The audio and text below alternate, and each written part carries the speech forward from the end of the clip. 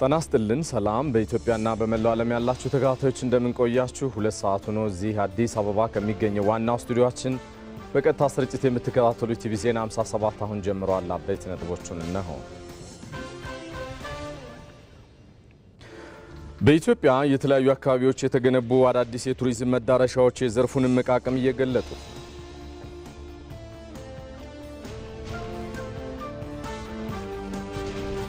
ከምግብ ጥገኝነት ወደ ላኪነት የተደረገው ሽግግር ኢትዮጵያን ከውጭ ኃይሎች የሚሰነዘርባትን የምግብ ፖለቲካ ጫና የምትመክትበትን አቅም ፈጥሮላታል።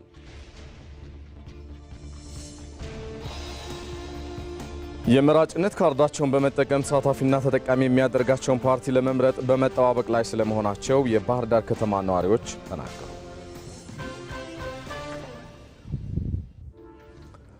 ሰለሞን ኃይለ ኢየሱስ ነኝ። አብራችሁን ቆዩ። በቅድሚያም በኢትዮጵያ በተለያዩ አካባቢዎች የተገነቡት አዳዲስ የቱሪዝም መዳረሻዎች የዘርፉን መቃቀም እየገለጡት ነው።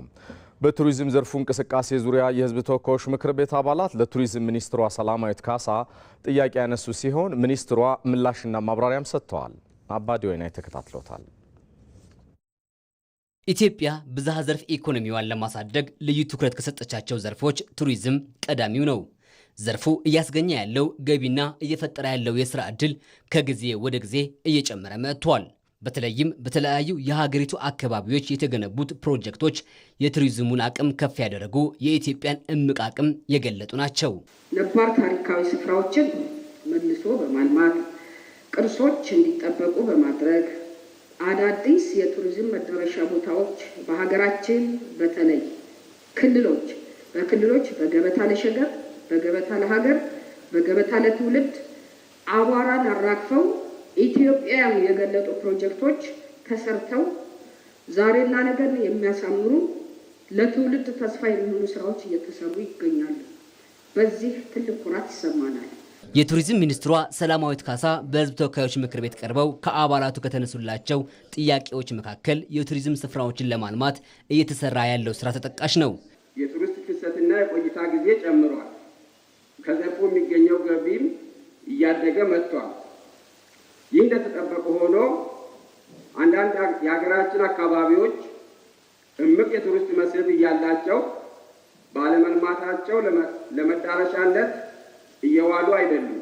ሁሉም ክልሎች በመላ ሀገሪቱ ያሉ መስህቦቻችንን በ3 ደረጃ ከፋፍለው በአሁኑ ወቅት በ3ቱ ደረጃዎች የተቀመጡ ከ800 በላይ መስህቦችን መለየት ችለናል። ይሄ ለምን አስፈለገ ይህንን ማድረግ የሚለው አንድም የት ምን አለን እንደ ሀገር የሚለው ማወቅ የዘርፉ መሰረታዊ ጥያቄ ስለሆነ ነው።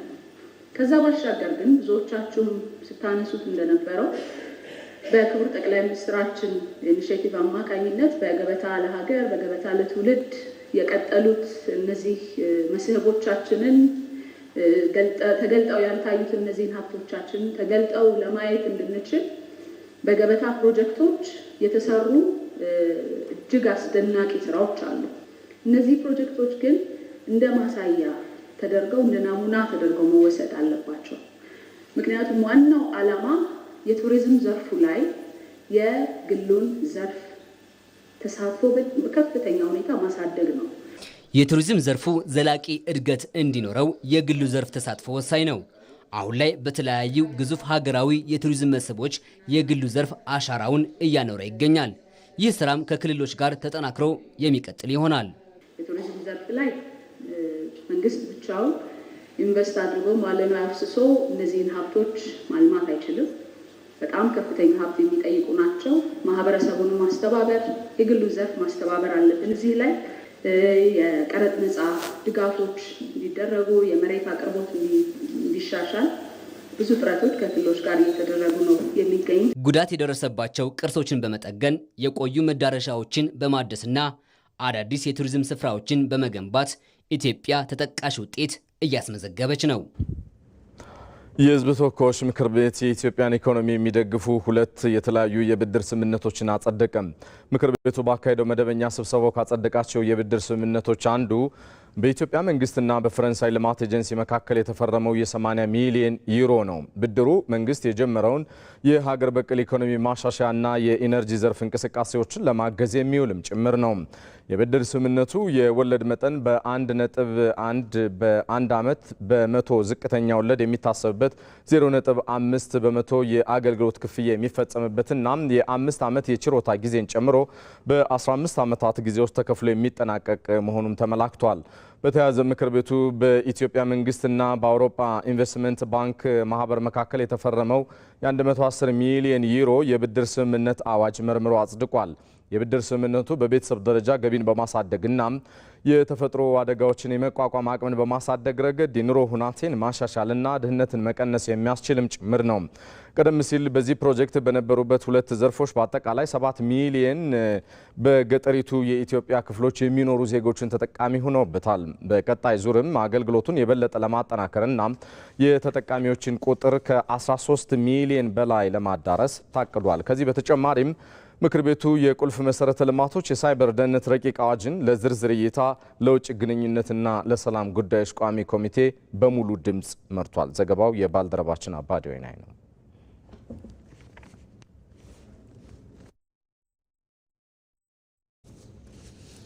የበጋ መስኖ እርሻ በምግብ ራሳችንን ለመቻል በሚደረገው ጉዞ ውስጥ የጸና መሰረትን የጣልንበት ምዕራፍ ነው አሉ ጠቅላይ ሚኒስትር አብይ አህመድ። ጠቅላይ ሚኒስትሩ በማህበራዊ ትስስር ገጻቸው ላይ ባሰፈሩት ጽሑፍ ታዲያ የውሃ ሀብታችንን በአግባቡ በመጠቀም ባልተቋረጠ ጥረትና ቁርጠኝነት የመልማት ጉዟችን አስተማማኝና ዘላቂ የሆነ የምግብ ዋስትና ወደሚረጋገጥበት ብሩህ ተስፋ እንደሚያሸጋግረን ጥርጥር የለውም ብለዋል ጠቅላይ ሚኒስትሩ።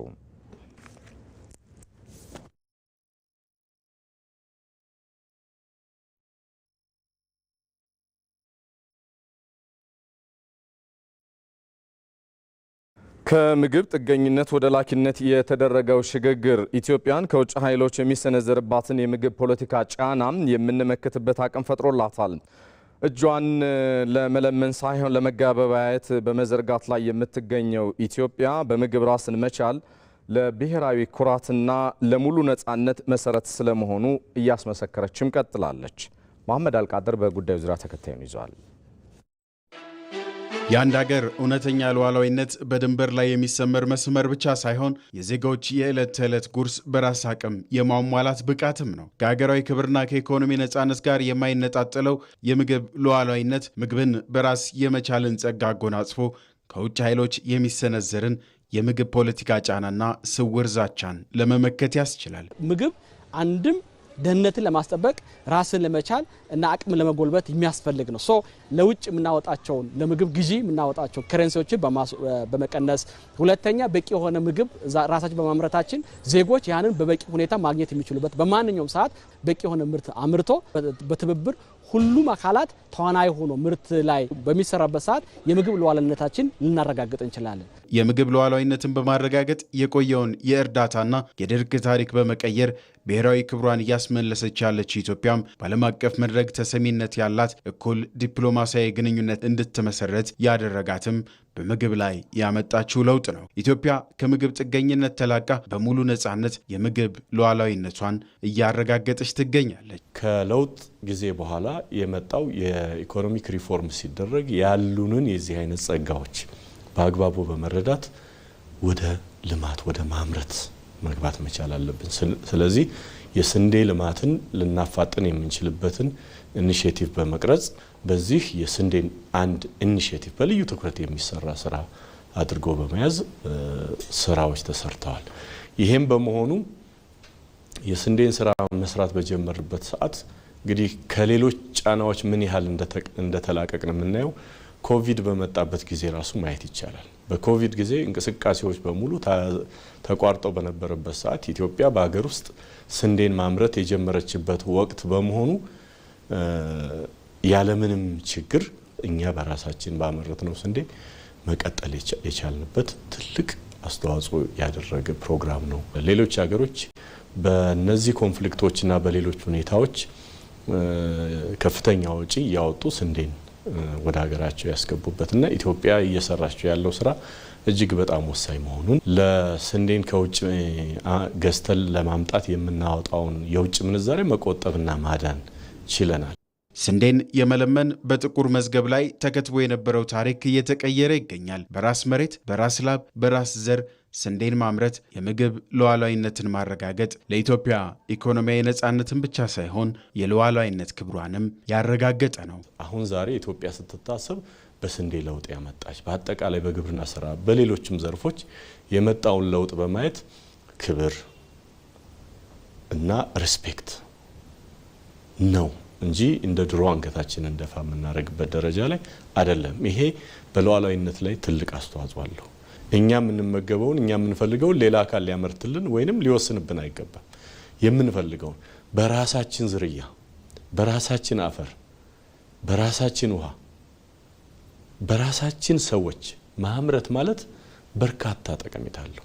አለበለዛ ምን ይሆናል? ለምሳሌ እኛ ማናመርተው ከሆነ አንደኛ ለማግኘት የሚኖርብንን ቻሌንጅ ይኸው፣ ሁለተኛ እናገኝም ካል ያንን ለማግኘት የምናወጣውን ሀብት ይኸው፣ በምንፈልገው መጠን፣ በምንፈልገው ጥራት፣ በምንፈልገው ጊዜ ማግኘቱም ሁኔታ ሌላ ችግር ነው። አሁን በዚህ ሰዓት ስንዴን ከውጭ ላምጣ ብትል አሁን ባለው ሁኔታ ከረንትሊ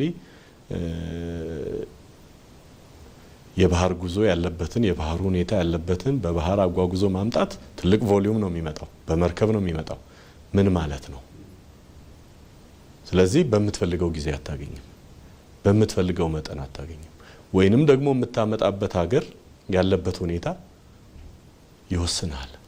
ስለዚህ ይሄ ምግብን በራስ ማምረት፣ መቼ ማምረት፣ በምንፈልገው ቦታ ማምረት፣ ይሄ ነጻነት ያለው ሀገር ማለት የተለያዩ ጫናዎችና በተለያዩ አካላት ስር ከመሆን ነጻ ያወጣናል።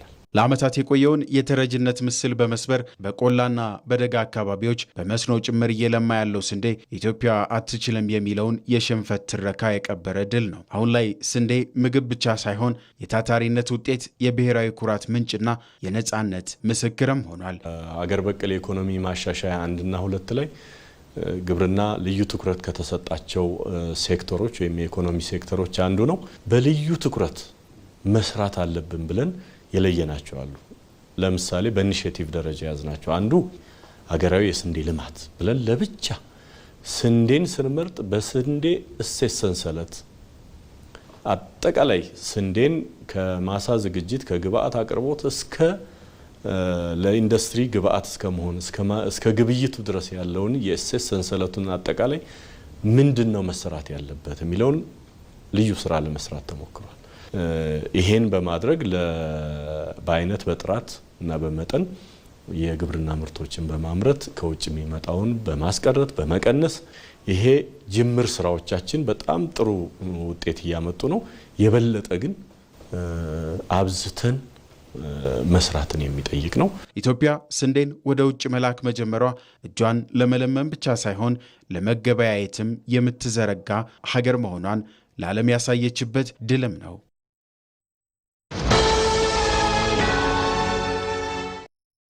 በየ4 ዓመቱ የእግር ኳስ አድናቂዎች በጉጉት የሚጠብቁትን ትልቁ የእግር ኳስ ውድድር ይመለከታሉ። በሞቀ መንፈስ በጋራ የድጋፍ ዝማሬ አስደሳቹን የእግር ኳስ ትዕይንት እርስዎ በአካል መታደም ይችላሉ።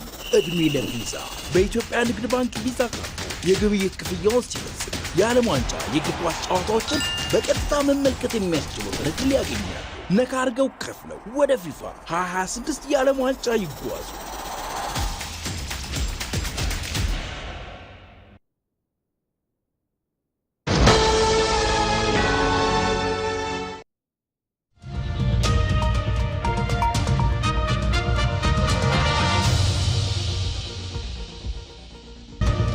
እዚህ ሸጎሌ አካባቢ ከሚገኘው ስቱዲዮአችን በቀጥታ ስርጭት እየተከታተላችሁት የምትገኙት ቲቪ ዜና 57 እንደቀጠለ ነው። የተወደዳችሁ ቀሪ ጉዳዮቻችንም እነሆ። የመራጭነት ካርዳቸውን በመጠቀም ተሳታፊና ተጠቃሚ የሚያደርጋቸውን ፓርቲ ለመምረጥ በመጠባበቅ ላይ ስለመሆናቸው የኢትዮጵያ ቴሌቪዥን ያነጋገራቸው የባህር ዳር ከተማ ነዋሪዎች ገልጸዋል። የምርጫ ካርድ ማውጣት ብቻውን ግብ አይደለም ያሉት ነዋሪዎቹ የምረጡኝ ቅስቀሳና ውድድሩን በማጤን ሀገርን ያሻግራል የሚሉትን ለመምረጥ ስለመዘጋጀታቸውም ተናግረዋል። በስፍራው የሚገኘው ዘጋቢያችን ተስፋውን ደስታ ነዋሪዎችን አነጋግሮ ተከታዩን አድርሶናል። ተከታተሉት። ግንቦት 24 ለሚደረገው አጠቃላይ 7ኛው ሀገራዊና ክልላዊ ምርጫ እንደማንኛውም ዜጋ ካርድ ወስጃለሁ። ያንን ደግሞ በእለቱ የመመለስ ግዴታ አለብኝ። ምክንያቱም የወሰድነውን ካርድ አለመመለስ የምንፈልገውን ፓርቲ ይሄን ፓርቲ መምረጥ ሳይሆን ሰው የሚፈልገውን ያመነበትን ይሆነኛል ይበጀኛል ያለውን ፓርቲ መምረጥ መቻል አለበት። በዚህም ደግሞ ድርሻዬን እወጣለሁ ብዬ አስባለሁ። መምረጥ ዝግጁ ነኝ። ከዝግጁነት በላይ ቀኑን በጉጉትና በመጠበቅ ላይ ነው ያለሁኝ ማለት ነው። ግንቦት 24 ምርጫ ሰዓቱ ቀኑ እስከሚደርስ በመጠበቅ ላይ ነው ያለው። እኛን መሰሎችን አካል ጉዳተኞችን ወደፊት ሊያመጣ የሚችልን የመንግስት አካል ሊሆን ይችላል የሚባሉትን ፓርቲዎች ወይም ደግሞ ካሁን ቀደምም በአካል ጉዳተኛው ዙሪያ ሰፊውን ስራ እየሰራ ያለ ማን ነው? አሁንስ ሊሰራ ከማኑፌስቷቸው ላይ እያስተዋወቁ ያሉት እነማን ናቸው የሚለውን ለመምረጥ እኛ በጉጉት አሁንም እየተጠባበቅን ያለን ግንቦት 24ን ካርዳችን ይዘን በካርዳችን ነው እንግዲህ የሚመስለንን የሚያግዘንን ወደፊት አንድ ስቴፕ ሊያራምድን የሚችለንን ፓርቲ ለመምረጥ በዝግጅት ላይ ነን። የተመዘገቡ ሰዎች እድላቸውን መጠቀምና ይወክለናል ያሉትን ፓርቲ ወይም ያስተዳድራል ሀገርን ይመራል ብለው በአእምሯቸው ያሰቡትን ከሌ ሳይባሉ እንዲመርጡና የያዙትን ካርድ ወደ ተመዘገቡበት ቦታ መመለስ እንዳለባቸው ሁሉም ሰው አደራም ጭምር ነው ያለበት። ይሄ አደራ ነው። እያንዳንዱ በቃሉ ልክ መገኘት ስላለበት እንደ እምነትም እንደ ሃይማኖት አባትም ሰዎችን የተመዘገቡትን ሰዎች ሁሉ አደራ ማስተላለፍ የምፈልገው የፈለጉትን ይምረጡ፣ ግን ካርዱን በእለቱ መመለስና መምረጥ ይኖርባቸዋል። አንድ ሰው ድምጽ የራሱ የሆነ ቫልዩ አለው፣ ዋጋ አለውና የወሰደውን ካርድ ሁሉም ዜጋ በእለቱ መመለስ መቻል አለበት። ሀገራዊና ህዝባዊ ግዴታችን ለመወጣት የወሰድነውን ካርድ በእለቱ መመለስ አለብን። አካል ጉዳተኞችን ጨምሮ በእለቱ ግንቦት 24 ላይ ካርድ የወሰድን ሰዎች በቦታው ተገኝተን አስፈላጊውን ምርጫ ማካሄድ እንጂ ካርድ ወስዶ ወደ ኋላ አለማለት ተገቢ ነው ብዬ ነው የማስበው። ስለዚህ ለዚያ ሰዓት ለዚያ ጊዜ ሁላችንም ሬዲ ሆነን ካርድም ወስደን ተጠባብቀን የምንፈልገውን መምረጥ ግድ ይለናል ማለት ነው።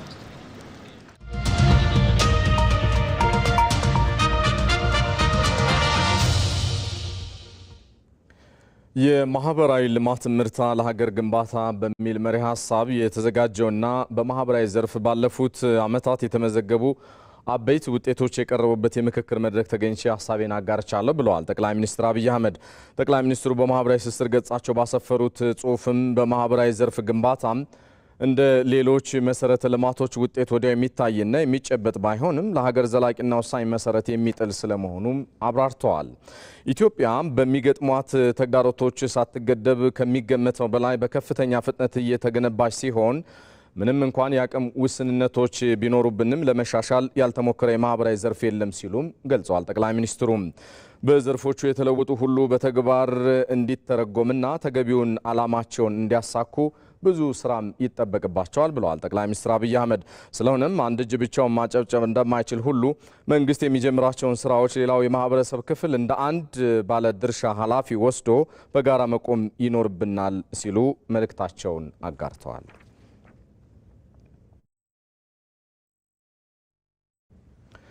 ይህ በዚህ እንዳለ የለውጡ መንግስት ባለፉት 8 ዓመታት በማህበራዊ የልማት ዘርፎች የሰራቸው ስራዎች የዜጎችን ህይወት በተግባር የቀየረ ነው። የለውጡ መንግስት ዜጋን ያስቀደመ ይሄው የለውጥ ተግባሩ ታዲያ የማህበረሰብን ህይወት በተግባርም ለውጦበታል።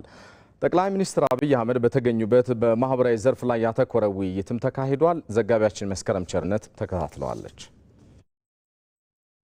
ማህበራዊ ጥበቃ ያለው ማንነቱን ባህሉንና ታሪኩን ጠንቅቆ የሚያውቅ ራሱንና ሀገሩን ተጠቃሚ የሚያደርግ ዜጋ ማፍራት የለውጡ መንግስት ተቀዳሚ ግብ ነው። እንደ ሀገር የሚፈለገውን ለውጥ ለማምጣት ቀዳሚው ጉዳይ የማህበረሰብ ለውጥና ፍሬውም ወደ መሬት መውረድ ጀምሯል።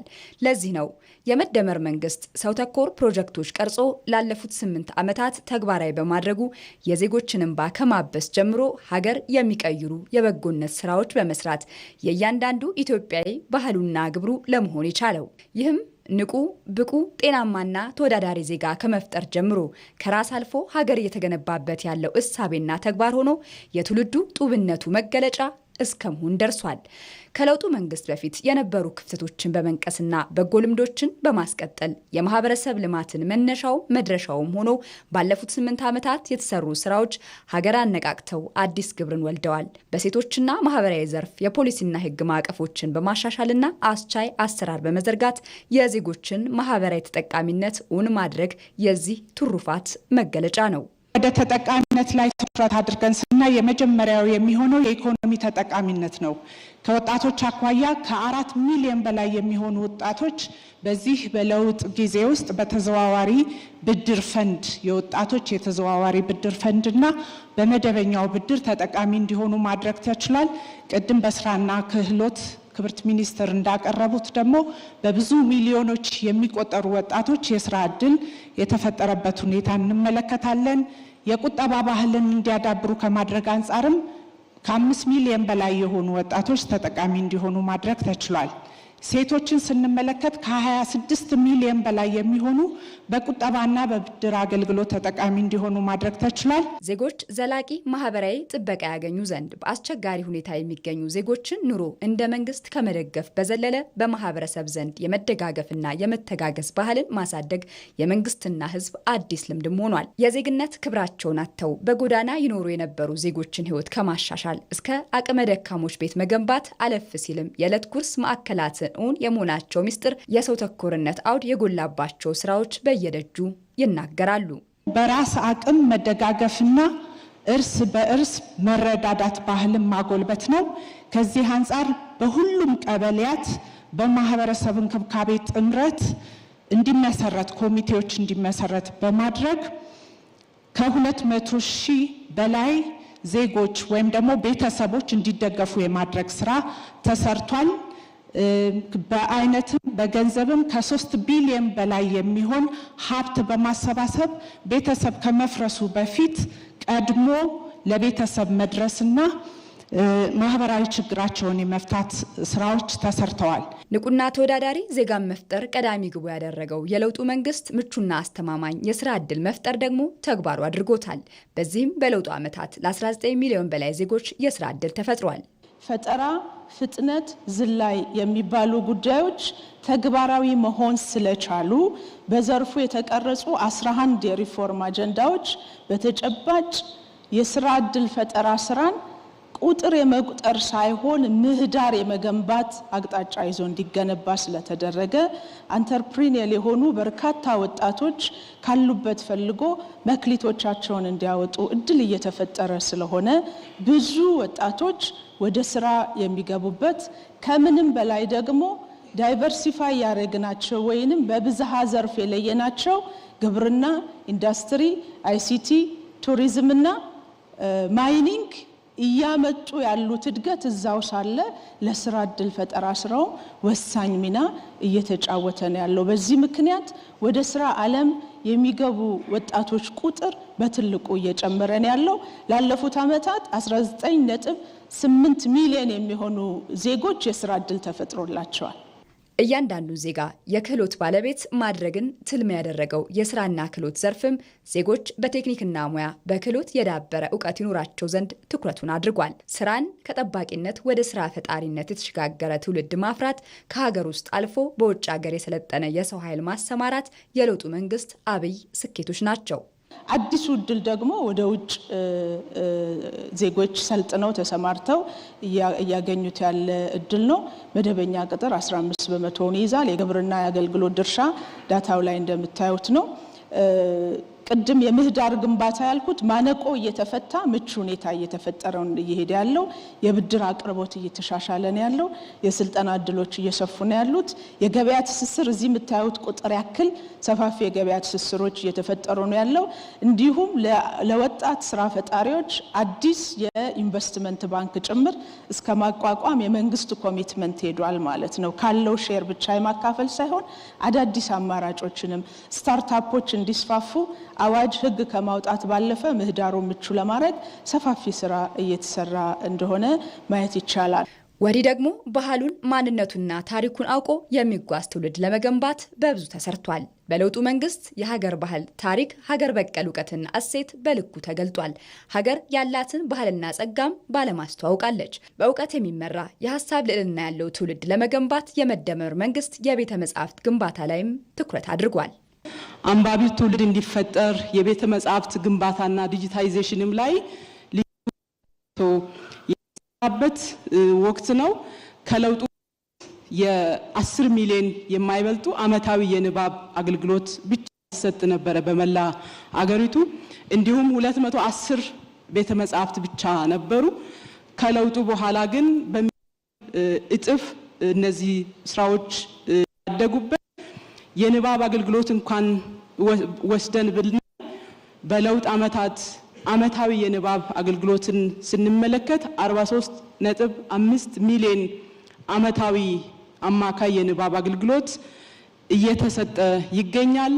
436 ቤተ መጻሕፍትም ተገንብቷል።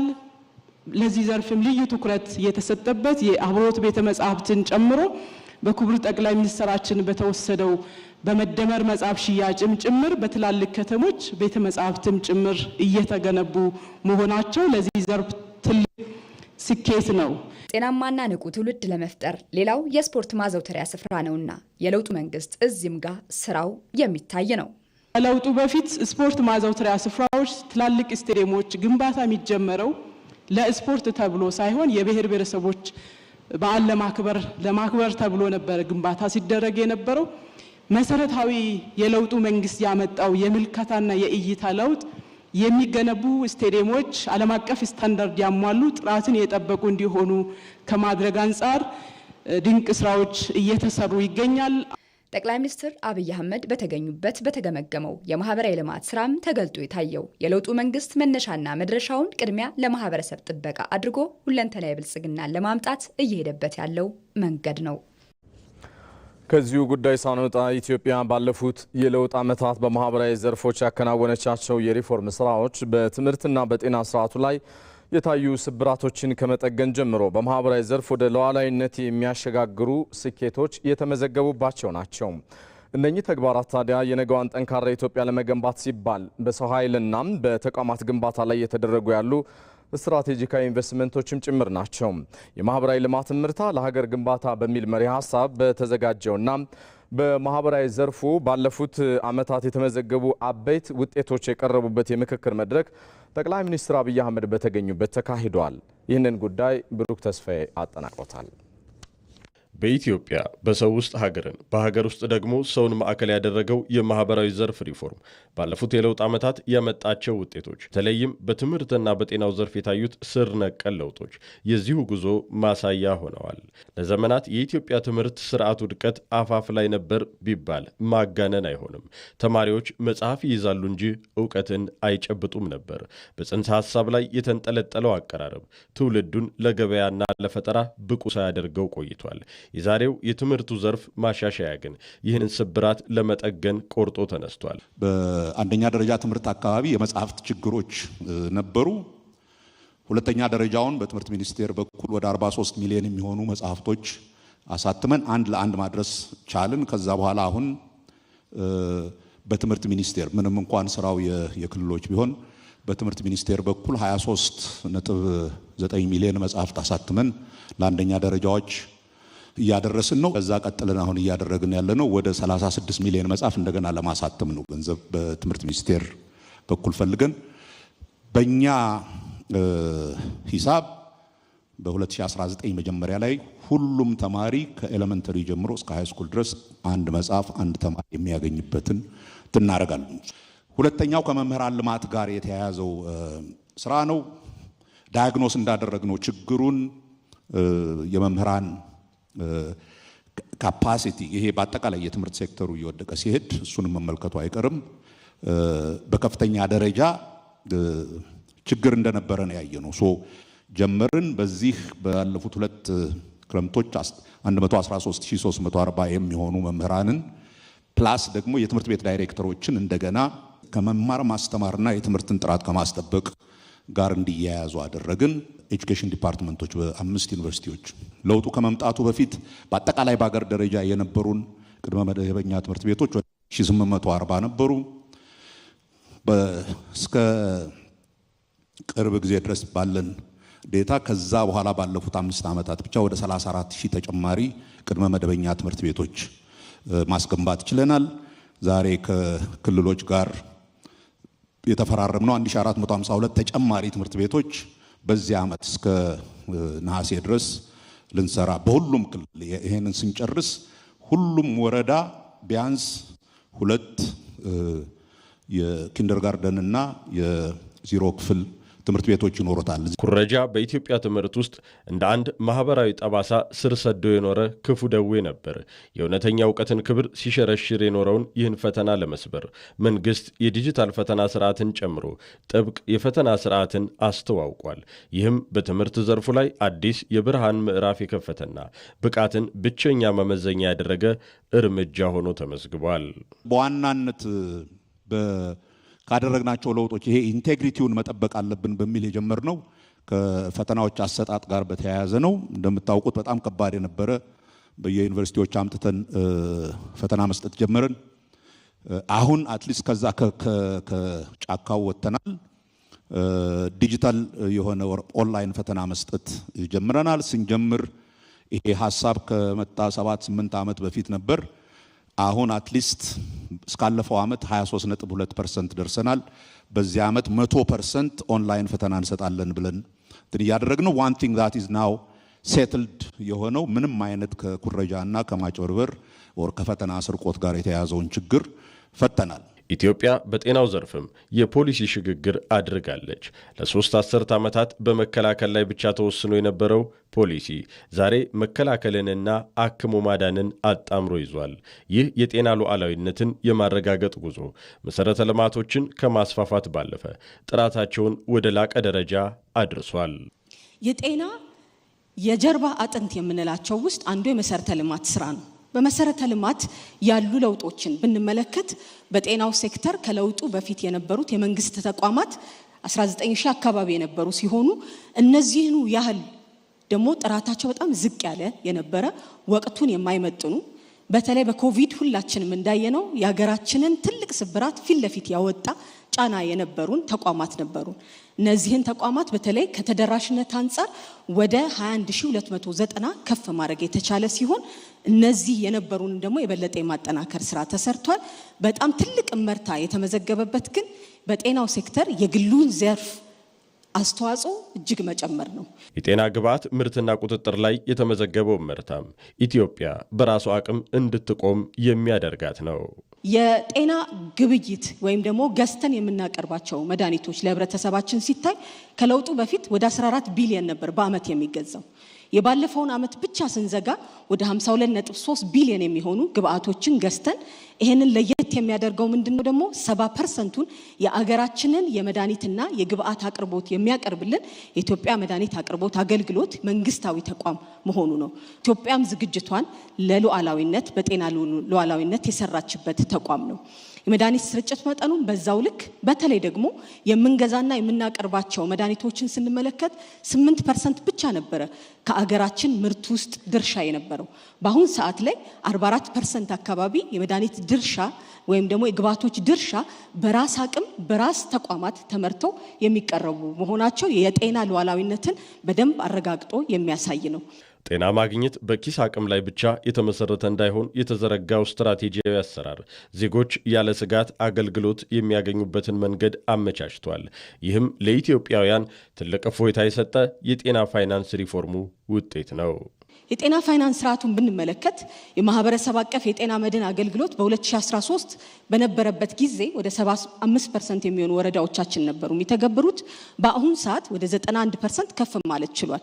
የዚህኛውን ዓመት አፈጻጸማችንንም ስናይ በእርግጠኝነት ወደ 95 ከ91% በላይ የሚሆንበትን ያሳያል ማለት ነው። በዚህ ውስጥ እንግዲህ 63 ሚሊዮን የሚሆኑ ዜጎቻችን የማህበረሰብ አቀፍ የጤና መድን ተጠቃሚዎች እንዲሆኑ ተደርጓል ማለት ነው።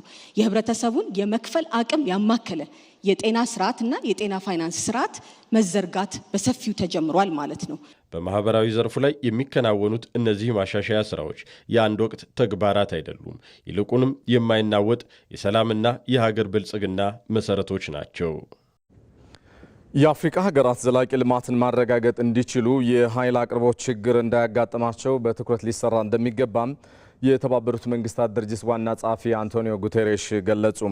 አንቶኒዮ ጉቴሬሽ ይህንን መልእክት ያስተላለፉት በዚህ በአዲስ አበባ መካሄድ በጀመረው 12ኛው የአፍሪካ ቀጠናዊ የዘላቂ ልማት ፎረም ላይ ነው። አስማራ ብርሃኑ የአፍሪካ ቀጠናዊ የዘላቂ ልማት ፎረም በየዓመቱ የሚካሄድ ሲሆን አፍሪካውያን ቅንጅታዊ ስራዎቻቸውን በማጠናከር ዘላቂ ልማትን ማረጋገጥ የሚችሉባቸው መንገዶች የሚመላከቱበት መድረክ ነው።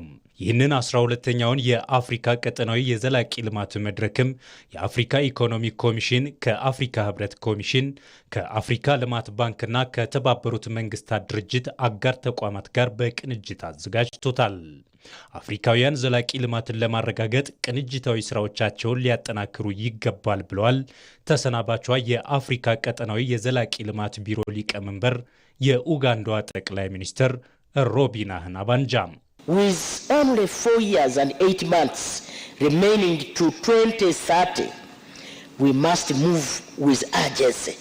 በ2030 በአፍሪካ ዘላቂ ልማትን ለማረጋገጥ የጣልነው ግብ ሊጠናቀቅ 4 ዓመት ከ8 ወር ብቻ ነው የሚቀረን። ይህንን ለማሳካት ቅንጅታዊ ስራችንና ቁርጠኝነታችን ሊጠናከር ይገባል። ሳይንስ ኢኖቬሽንና ቴክኖሎጂን ማስፋት ላይም ትኩረት ልንሰጥ ይገባል።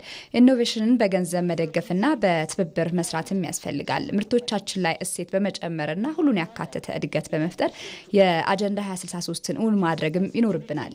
አፍሪካውያን ዘላቂ ልማትን ለማረጋገጥ ጥሩ ተሞክሮቻቸውን ወደ ሌሎች የአፍሪካ ሀገራት ሊያባዙ ይገባል ያሉት የአፍሪካ ኢኮኖሚ ኮሚሽን ዋና ጸሐፊ ክላብር ጋቴቴ ኢትዮጵያ በአካባቢ ጥበቃ ስራ ላይ የሰራቻቸውን ስራዎች አድንቀዋል።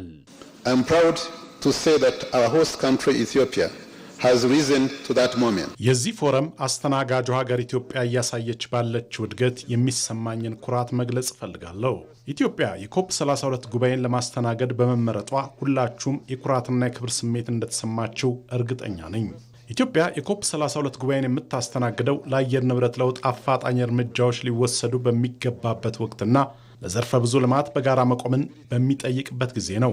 ጠቅላይ ሚኒስትር አብይ አህመድ እንደ አፍሪካ ይህን ግዙፍ ተልዕኮ ማሳካት ስለቻሉ እናመሰግናቸዋለን። ኢትዮጵያ በዘላቂ ልማትና የአየር ንብረት መዛባትን በመከላከል ተጨባጭ ውጤቶችን አስመዝግባለች። በአረንጓዴ አሻራ ንቅናቄ ከ40 ቢሊዮን በላይ ችግኞችን ተክላለች። 95 በመቶ የሚሆነው የኢትዮጵያ የኤሌክትሪክ ኃይል ምንጭ ከታዳሽ ኃይል የሚገኝ ነው። ይህ የኢትዮጵያ ተሞክሮ ወደ ሌሎች የአፍሪካ ሀገራት ሊስፋፋ ይገባል። ምክንያቱም የአካባቢ ጥበቃ ስራ በቀጥታ ከጤና፣ ከንጹህ መጠጥ ውሃ፣ ከምግብ ሉዓላዊነትና ከማክሮ ኢኮኖሚ መረጋጋት ጋር የሚያያዝ ነው። አፍሪካውያን ዘላቂ ልማትን እውን ማድረግ እንዲችሉ አሁን ባሉት ጦርነቶች ምክንያት የኃይል አቅርቦት ችግር እንዳያጋጥማቸው በትኩረት ሊሰራ እንደሚገባ የተመድ ዋና ጸሐፊ አንቶኒዮ ጉተሬዝ በቪዲዮ ባስተላለፉት መልእክት አሳስበዋል። የአፍሪካ ሀገራት ዘላቂ ልማትን ማረጋገጥ እንዲችሉ በጦርነቶችና በአየር ንብረት ለውጥ ምክንያት የኃይል መቋረጥ ችግር እንዳያጋጥማቸው በትኩረት ሊሰራ ይገባል። አፍሪካውያን የታዳሽ ኃይል ተጠቃሚነታቸውን እንዲያሳድጉ በቂ የገንዘብ ድጋፍ ሊደረግላቸው ያስፈልጋል። ያለ በቂ የኃይል አቅርቦት ዘላቂ ልማትን ማረጋገጥ አይቻልም። በ2030 የአፍሪካ ዘላቂ ልማትን ለማረጋገጥ የተጣለው ዕቅድ ግቡን እንዲመታ በቀሩት 4 ዓመት ከ8 ወር ውስጥ ቅንጅታዊ ስራው ተጠናክሮ መቀጠል እንዳለበትም በመድረኩ ተመላክቷል። ኢትዮጵያም በቀይ ባህር አካባቢ የሚታየውን የጂኦፖለቲካዊ ሽኩቻና ወደብ አልባ መሆን የሚያስከትለውን ኢኮኖሚያዊ ጫና ለመቋቋም የባህር በር ጥያቄን ከንግድ አማራጭነት ባለፈ የብሔራዊ ደህንነትና ሕልውና ጉዳይ አድርጋ እየተንቀሳቀሰች ትገኛለች። ለኢትዮጵያ የባህር በር ማግኘት የኢኮኖሚ ነጻነትን ለማረጋገጥና የሀገሪቱን ሉዓላዊነት በጽኑ መሰረት ላይ ለመገንባት ዋነኛ ስልታዊ ግብም ተደርጎበት እየተሰራ ነው። አዝመራው ሞሴ በጉዳዩ ዙሪያ ተከታዩን አጠናቅሯል። ኢትዮጵያ በአፍሪካ ቀንድ ያላት ስልታዊ ቦታ በሁለት ትላልቅ ፈተናዎች ተከቧል። በአንድ በኩል የቀይ ባህር የደህንነት መቃወስ፣ በሌላ በኩል ደግሞ ወደብ አልባ መሆን የሚያስከትለው የኢኮኖሚ ድቀት ነው። የፖለቲካ ተንታኞች ይህን መንታ ተጋላጭነት ይሉታል። የኢትዮጵያን የባህር በር ጥያቄ ከፍላጎት ባለፈ የህልውና ጉዳይ ቢያደርገውም ሂደቱ ግን በባዳና በባንዳ አካሄዶች የተተበተበ ሆኖ ዘመናትን የዘለቀ ጉዳይ ሆኗል። ይሄ ሬድሲ አካባቢ ይሄ ባብኤል መንደብ ደግሞ አሁን ከየመን ሲቪል ዋር ጋር በተያያዘ ከፍተኛ የሆኑ ኢሌጋል የሆኑ ኃይሎች የተከማቹበት አካባቢ ነው። በተለይም ደግሞ በኢራን የሚታገዘው ሁቲ የሚባለው ኃይል የሚቆጣጠረው አካባቢ ነው። ስለዚህ ይሄ ጦርነት እየሰፋ ከሄደና ስምምነት ላይ መድረስ የማንችል ከሆነ በሬድሲ አካባቢ ያለውን እንቅስቃሴ በሁቲ አማካኝነት ሊዘጋ የሚችልበት ሌላ ሴናሪዮ ሊፈጠር ይችላል። ይሄ ተዘጋ ማለት ደግሞ እኛ የምንጠቀመው የጅቡቲ ኢምፖርት ነው። ሬድሲ አካባቢ ነው፣ በባብኤል መንደብ በኩል የሚመጣ ነው። እዛ አካባቢ ተዘጋ ማለት ምንም አይነት በውድ እንኳን እስካሁን እያስመጣናቸው ያሉ ነገሮች መምጣት የማይችሉበት አይነት ሁኔታ ሊፈጠር ይችላል ማለት ነው። ይሄ መንታ ተጋላጭነት ለሀገራችን ይዞ የሚመጣበት አይነት ሁኔታ አለ።